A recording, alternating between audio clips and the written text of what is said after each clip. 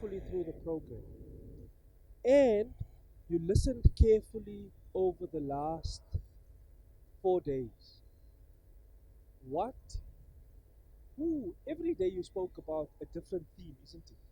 A different topic. But who featured every day? Whether they were on the theme or they were on the topic. Oh man. Okay, Mohammed, sure. Mohammed, yes, he's ever present. So yesterday we spoke about the economy in the morning, isn't it? And the professor was saying we need strong what? Strong what? Strong regulators. Excellent. And strong regulators come from where? Government. And government forms part of the state.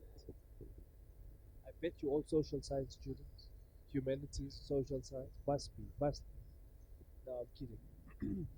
So, irrespective of whether we were talking about the economy, right? Day before, we spoke about the media.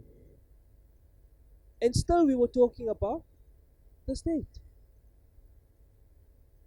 The day before, we spoke about civil society.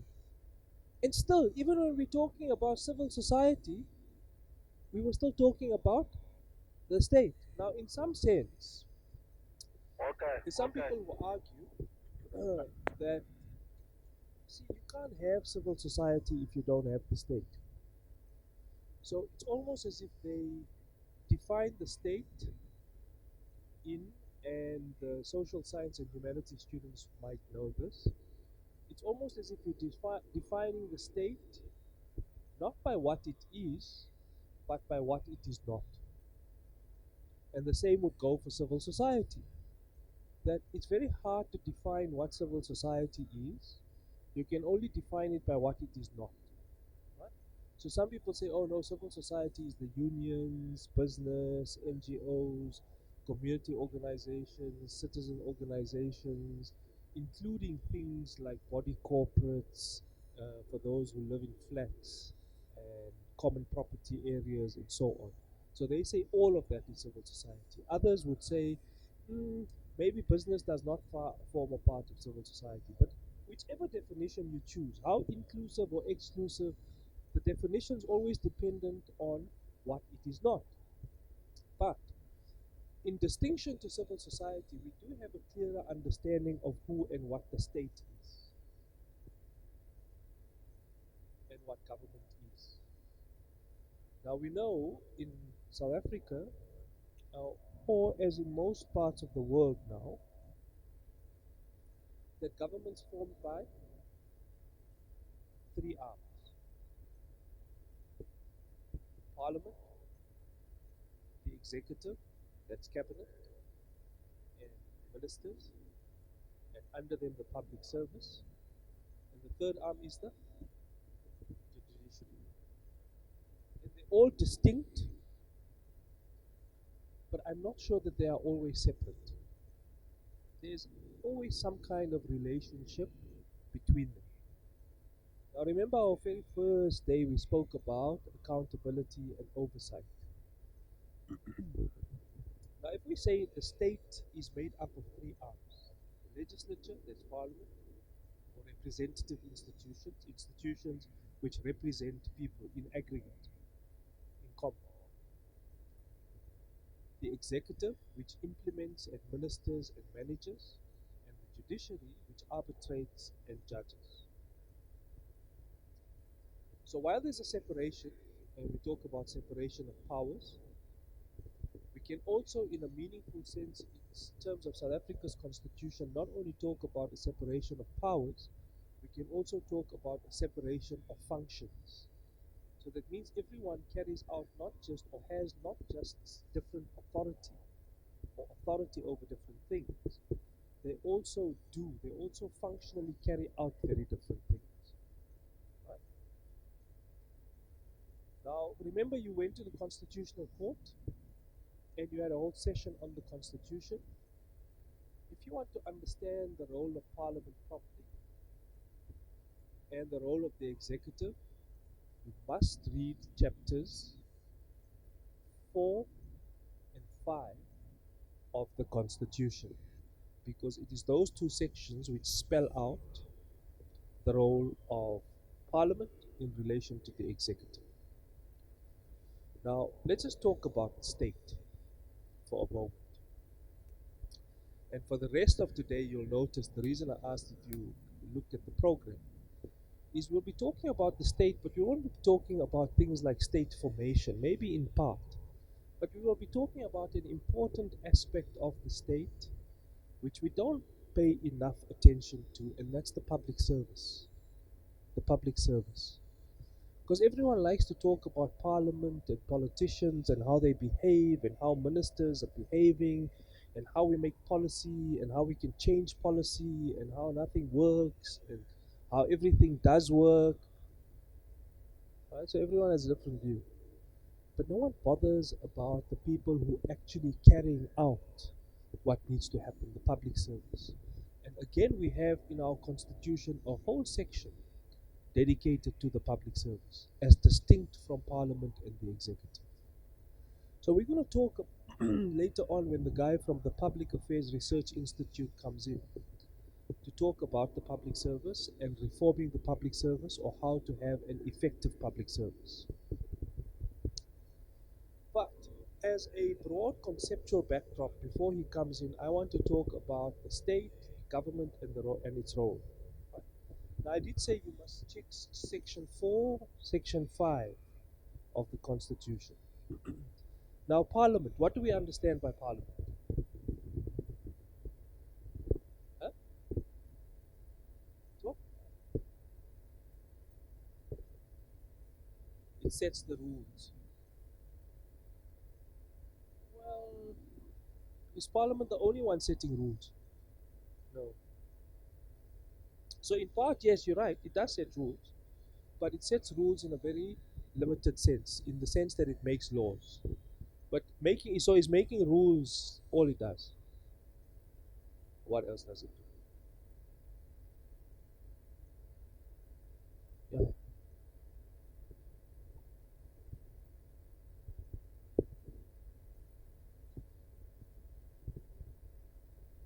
Yeah, yeah.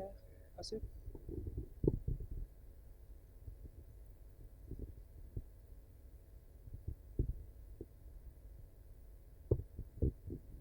so it's a space for contestation and debate. Yes. So it's a site of, in terms of how we, if you remember our very first session, in terms of politics, it mediates politics. It facilitates democracy through debate and deliberation. So yes, on the rules or whatever else.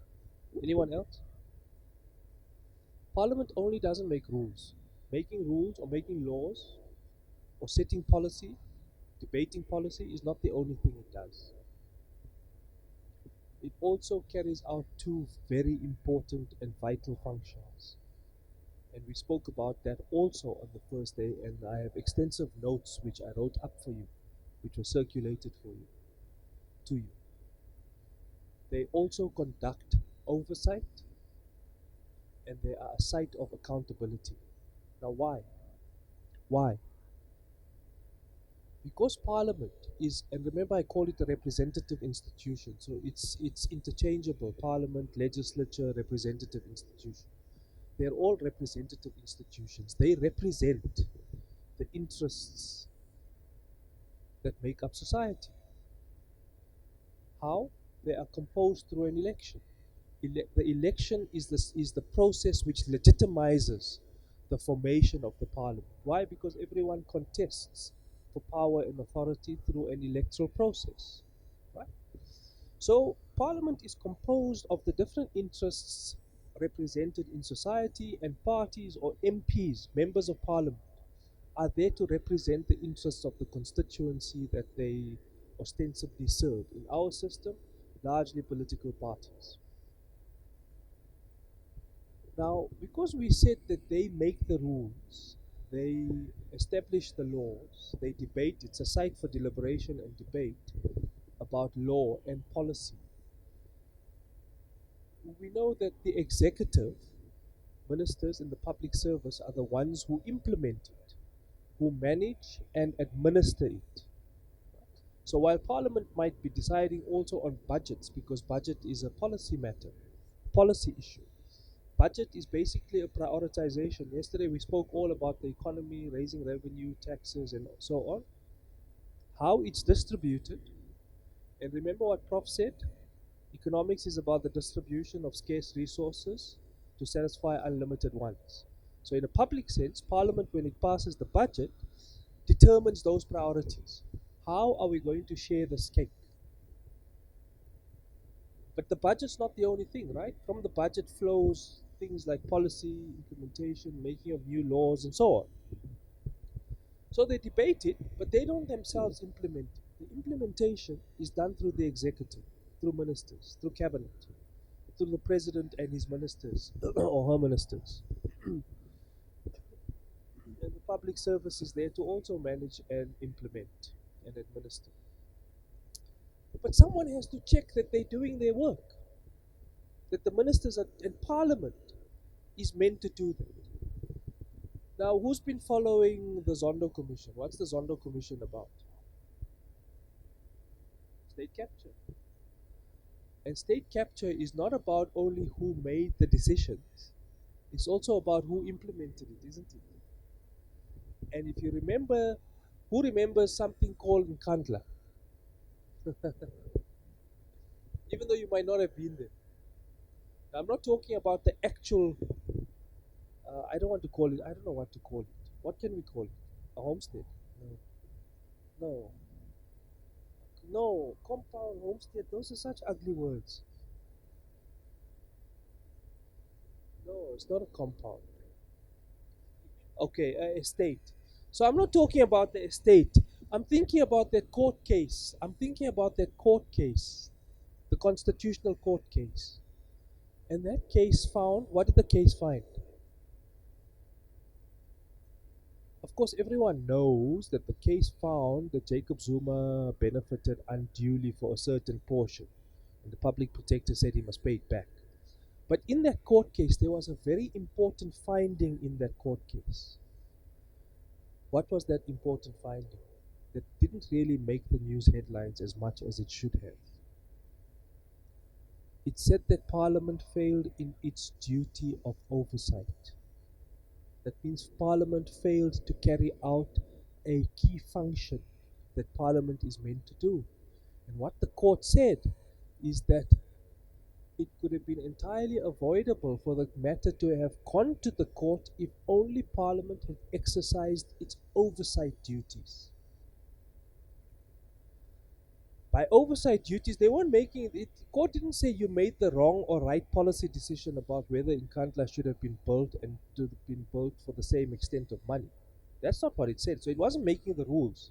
It said nothing about making rules, even though that's a key part of what Parliament does. It spoke about the failure of oversight. So oversight's very, very vital.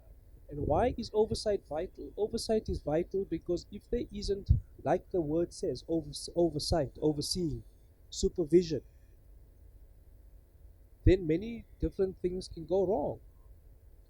Now, again, because we spoke about politics in the first session, you see how certain political ideas or the abuse of a majority in parliament. Remember, we spoke about majority and minority? How a majority's view, which was simply rampant, we didn't listen to opposition types of opinion about what should be done in terms of oversight, meant that Parliament as an institution as a whole failed. So lawmaking and policy making is important, but debating about that policy is equally important. But just as important are debates about the manner in which it is implemented. And though the actual groundwork is done in the executive and through the public administration, the oversight must happen, the direction setting, or the remedial action, or the corrective action, to put it the path right, must happen through Parliament. Now, oversight, also as I pointed out in the first lecture and in the notes, doesn't always have to be punitive. It's not always about punishing someone. You don't supervise someone only to punish them or to catch them out. Supervision and oversight also about changing direction, about corrective action, about remedial action, about saying to someone without having to punish them that this is the wrong way or that's the right way, we suggest you do this, we suggest you do something else. That's also oversight. It's only when that fails that punitive action, remember consistency, predictability, fair application, etc., it's only after that that it matters. That it can be punitive, but it's punitive only after the remedial or direction setting phase of oversight fails.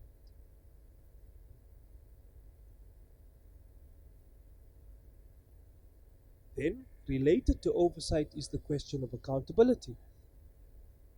Accountability requires that someone takes responsibility for something.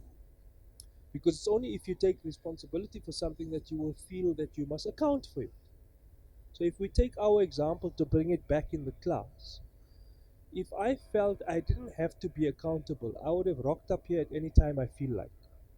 I feel I won't have to answer to Karuna if I were not here on time. Right? Will things work? No. So if no one's taking responsibility in the process of accountability, you will not have accountability. And because you won't have accountability, you also won't have oversight. Now, in a political sense, if you expand that concept to Parliament and Parliament's oversight and accountability responsibility, there are two directions in which the accountability flows. One is that accountability in Parliament flows in the sense that the executive, the public service, the administration, ministers, cabinet, is accountable to Parliament. So Parliament's the more powerful one in that relationship. Yet who do we think is more powerful? Yeah, we always think ministers. Oh, ministers. Actually, ministers are not as powerful as Parliament. Parliament is more powerful than ministers. Why? Because in terms of the theory, Parliament is the representative of all of us in society. They are doing our will. So they, in theory, ought to be more powerful. Yet, and if you read the Constitution carefully, again, Section 4, you'll see the extensive powers of Parliament.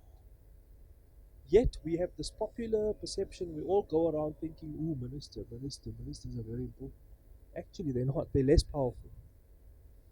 And even less powerful than ministers in the executive. Ministers in the executive ought to be less powerful than the officials, the public servants, the civil servants. So I'm not talking about nurses, teachers, etc. I'm talking about the directors general, the senior administration. Those people are the one who actually implement day to day, they interpret. Now, yes, ministers in the executive are powerful because they set policy direction. But when they want to set the wrong policy direction, it's the officials who should, in theory, have the power and the authority, not just the power, the authority inscribed in law to advise a minister and to tell a minister, you cannot do this because it goes against this act or that regulation or that policy. Yet again, in our popular understanding, what do we have? Ministers who are all powerful. They have this fiefdom that they believe they can go ahead and do whatever they feel like because they are ministers. We are elected. You just the official.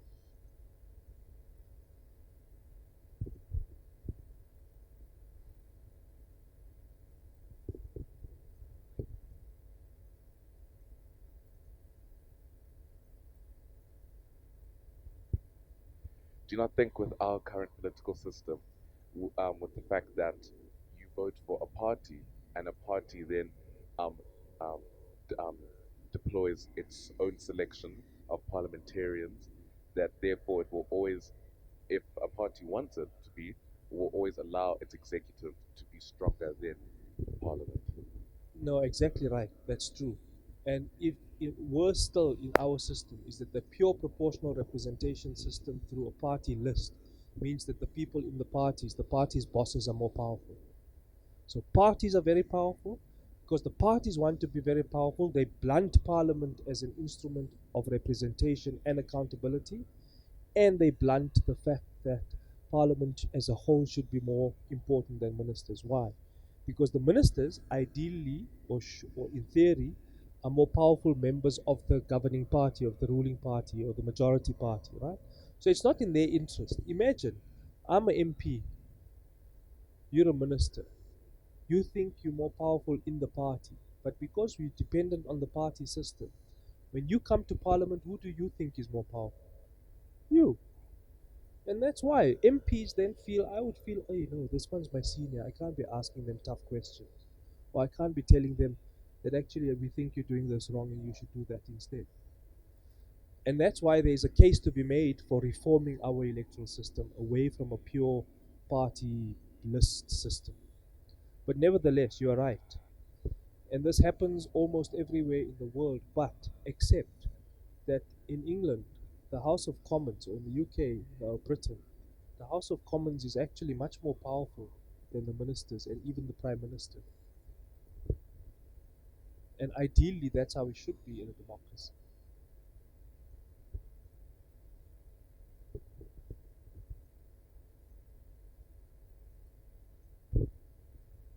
I'm happy.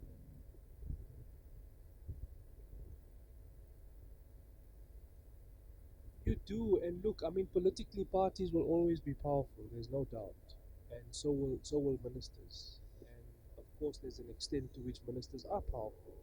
But what I'm trying to convey to you is that that's not and need not always be the case. And when you find in extreme cases like early contentious debates, for example, in Britain, the debate of Brexit, in our own case, the example of HIV/AIDS and access to antiretrovirals. Remember, the executive at that time, through a powerful president, Becky, didn't necessarily want access to antiretrovirals for whatever reasons. We don't have to go into that. That's a whole separate 1 week seminar. But because of our system, the change wasn't necessarily effected through Parliament, although that was part of the deal. It was effected through pressure in civil society, the unions, pressuring Parliament, who in turn pressured the executive, who then relented. So you can still see how Parliament can become an important site for demanding oversight over the executive. So I'm glad you've got the spirit of what this is meant to do. Now let's just talk a little bit about this thing called the executive. The executive is there to implement and manage. Under the executive are the public administrators, the civil servants. And largely what we're going to talk about a lot of today is how that needs to change, how it needs to be reformed, and what an effective public service through an effective state would look like. Because these guys at the Public Affairs Research Institute did the big report, the first report on state capture. So, and they're continuing to do a whole bunch of work around public service reform or public sector reform. Now, remember I spoke about the legislature, representative institutions, and so on. In terms of our system, how would you consider local government? Does local government follow that same logic? Yes or no?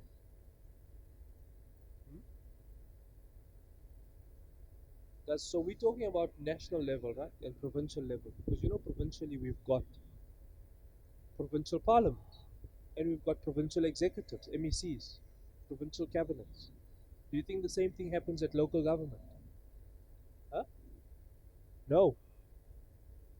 I'm not hearing you. No. No, you're wrong. Actually, it does. It follows the same logic. So, council.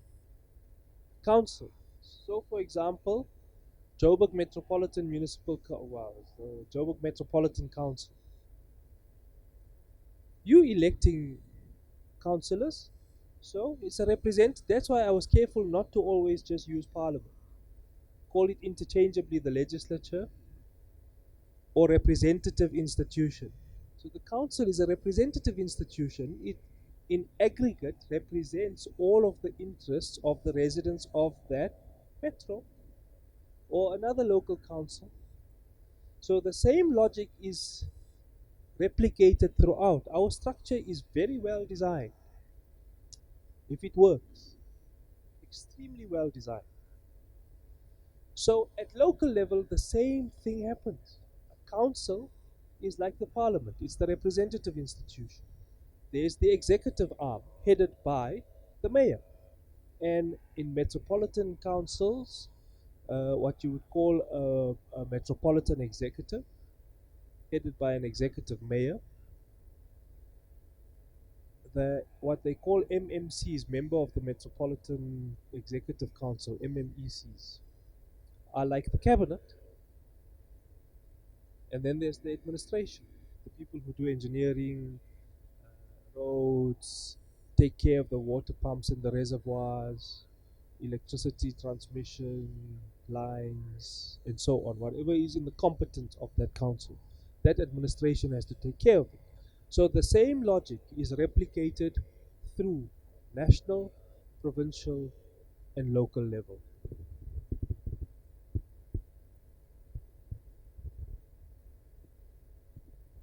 Previously, and in other places, local government is more just an implementing or an administrative arm. They just implement the projects determined nationally or provincially or at some intermediary level. But in our case, no, local government, local councils have the same representative oversight and accountability processes. Now remember I said Parliament has dual tracks of accountability and oversight, right? And the one we focused on briefly was the oversight between the legislature and the executive. And we said the executive, because it is responsible for implementing, is accountable to Parliament. Parliament is accountable to who? To us. Now, in a constituency system, in a constituency based first past the post electoral system where you elected a single MP within a specific geographic area, that person would be responsible to that community, irrespective of which party won the election and who voted for them. Doesn't matter. When you are accountable, you are accountable. Sorry, I think this is Ryan who may be here and may be trying to find the venue. Excuse me for a moment.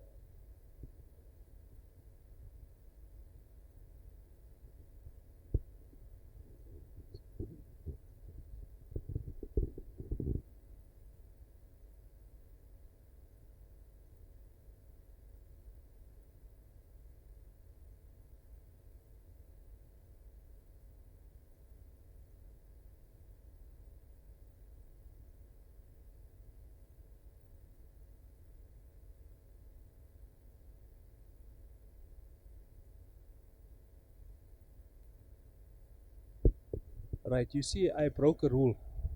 My phone was on, but there was a purpose to it. Otherwise, you wouldn't have had the speaker. Ah.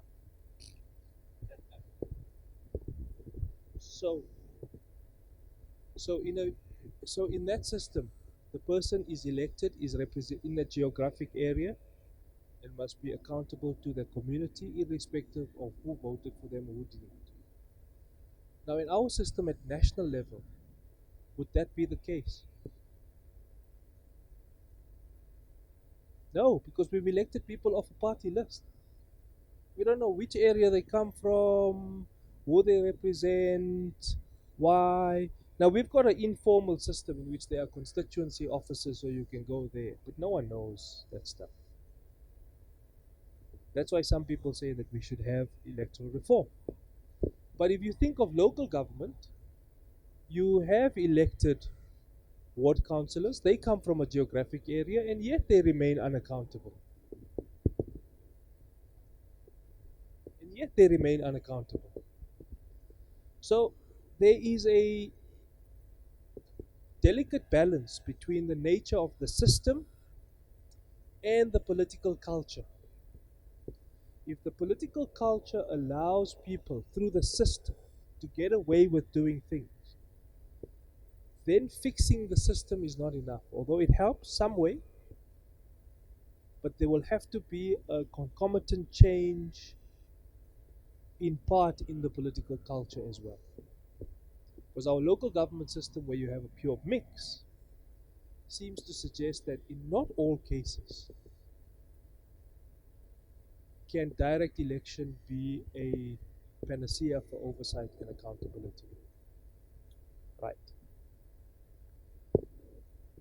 So that deals with the representative stuff and the accountability stuff.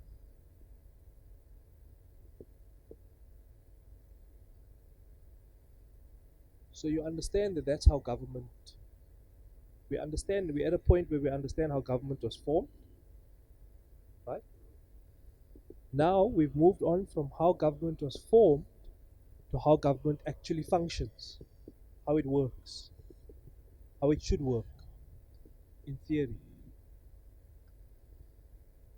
And we know that though we've got that big superstructure between legislature, executive, judiciary, and under the executive is the administration, the public service, the civil service. People use the words interchangeably. And that administration is the one who is responsible for implementing, administering. But if they don't take responsibility, will you have accountability? No, because no one is being responsible, nor is anyone incentivized to hold them to account for being responsible or irresponsible. Now, if any of you have been listening to the news, even curse, even with half a ear or while with one ear, a lot of what emerges out of the Zondo Commission can be categorized in one of several ways. One way is where institutions as a whole are manipulated, right? Abused. The second is where an individual in a position of authority abuses their authority, acts outside the procedures and processes, so they abuse their authority. So you can manipulate institutions, you can abuse authority. And you can only abuse authority if you believe, remember, if the rules, and what do we say about rules? They have to be equally applied, they must be viewed to be fair, there must be consistent application, there must be some predictability, and along with the predictability, there must be a balance between sanction and punishment. So when you're in that position of authority and you believe that that delicate balance can be played with, so there's no say for example, there's no predictability in the system. You know, we use the example of the red light. Remember, if there's no predictability that you will be caught, the propensity to not obey is high. Whereas if you know you will be, the certainty that you will be, you won't do. So people in authority, when they know that there is either no predictability or consistency in the system, and more importantly, that there isn't a real and fair application of the rules, then they'll break the rules, which makes or incentivizes the abuse of authority to a great degree. Now, can you see how if you start abusing rules, abusing authority, and manipulating institutions, what the consequences can be? And it brings us full circle back to what we spoke about yesterday in the economy, which actually relates to governance, which is about strong regulators. So whether we spoke about strong regulation and regulators in the morning, or whether we spoke about the interventions government can make through the public service in reducing inequality. Remember what Devon Pillay spoke about in the afternoon? Inequality, right? The role of the state in reducing inequality is high, but it's dependent entirely on strong regulators. Without strong regulators, there's very little you can do. And where regulators believe that that delicate balance between the fair application of rules, the consistent application, no one's taking responsibility and there'll be very little accountability.